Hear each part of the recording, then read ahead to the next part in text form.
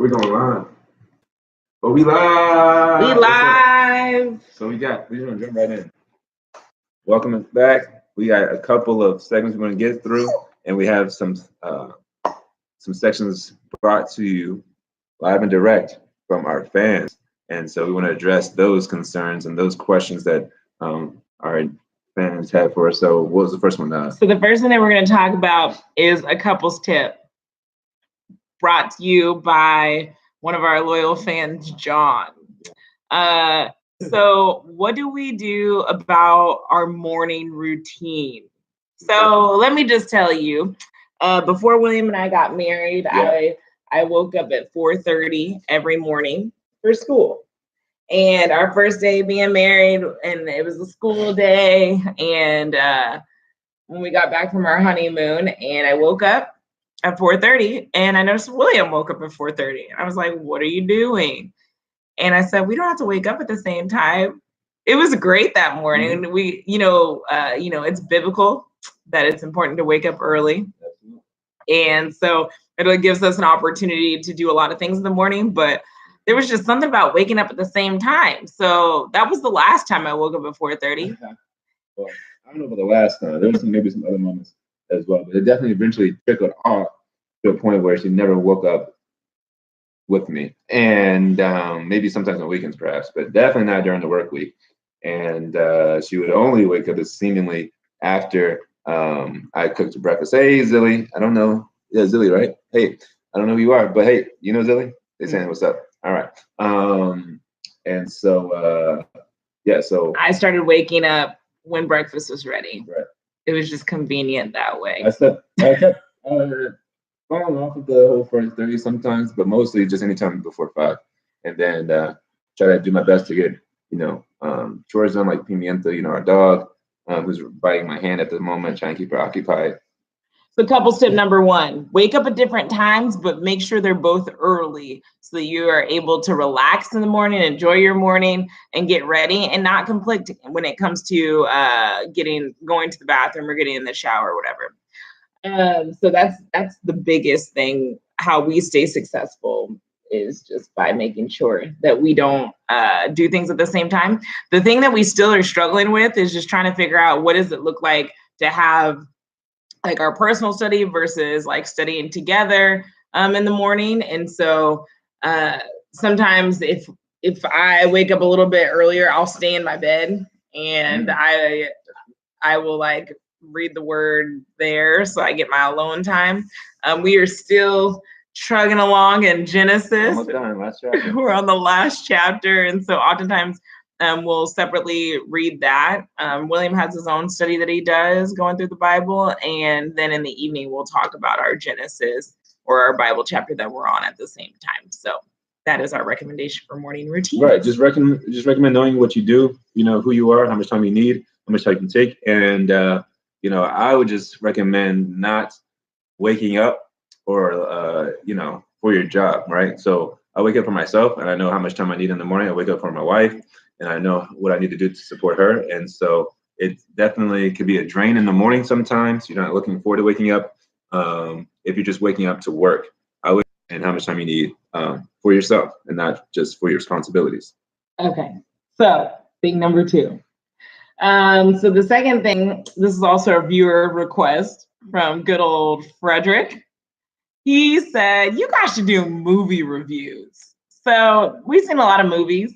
For this movie review, we're going to talk about Avengers Endgame because it's way beyond spoiler season. So just to let you know, spoilers coming up about our thoughts about Endgame. It's going to be short because we're trying to keep our videos to somewhere around 10 minutes. It was going to be under, but we did 4 minutes for the last thing. It was supposed to be 3. So we're going to talk about Avengers this time. Next time we'll talk about Aladdin. So baby, what do you think about Avengers Endgame? We're not going to give a summary. We're just going to talk about our thoughts. Well, I mean, I thought it was excellent. I only seen it once. I wanted to see it the second time immediately after watching it. So that's always a good feeling. Like riding a roller coaster, you want to get on it immediately after. It's like, again, that was amazing. There was so much I missed, so much to appreciate. It was definitely a love letter to the fans, for everyone that's been following the MCU saga, the Infinity Saga for these, 22 movies and 11 years. And so they hit every note, you know, in terms of comic book references, Easter eggs throughout their, you know, MCU. It was definitely, I think, a conclusive, you know, last kind of curtain call for their original cast. They got their shine, and then passing the baton to the future Avengers assembly. So I think it was a star performance by everybody, and so many throwbacks to all the different movies. So I really enjoyed it from beginning to end. What did you think? Well, long story short is I loved it. It had me crying. It had me laughing. Yeah. And even though I was reading about 2 or 3 Avengers articles every day leading up, maybe a little bit more, leading up to the movie, there were a lot of things that I had predicted and that I thought were going to happen, but they happened in a way that I didn't imagine. Sure. And one thing I didn't predict is my favorite character dying. No, not Iron Man. Iron Man was my second favorite character. So that was like pretty depressing that my 2 favorite characters died.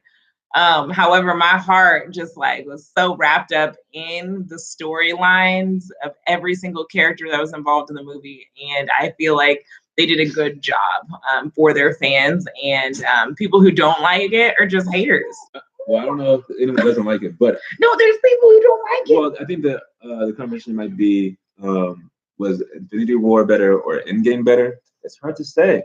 I would like to say Endgame was better because everything that was good about Infinity War was prepping us for Endgame. And sometimes, you know, when they prep you and then they fail, it's depressing. But this was not a failure. They definitely delivered.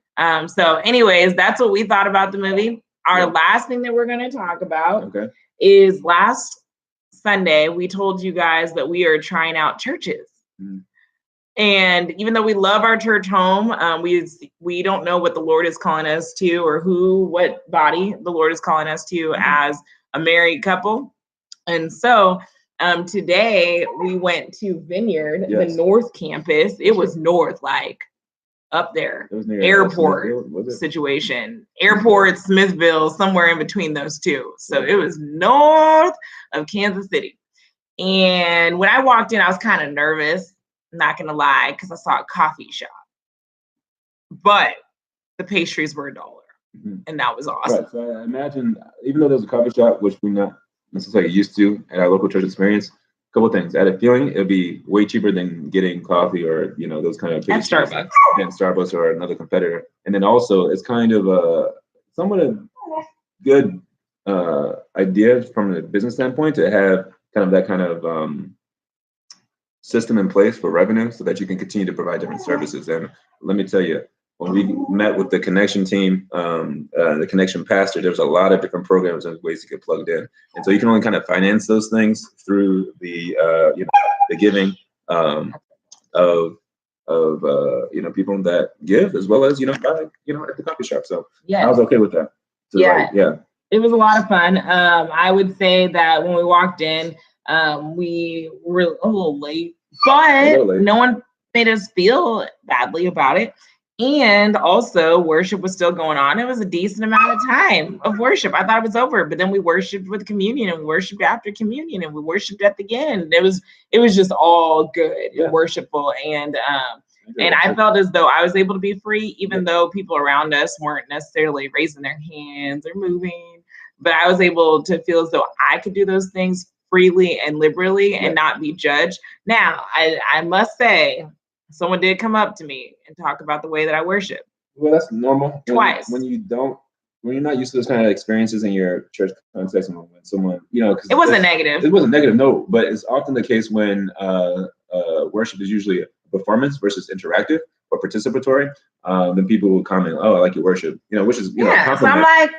The good thing is both of the people who said something to us about worship, one was the guy who was next to us who was also very into worship. So I think he loved having someone with him in community.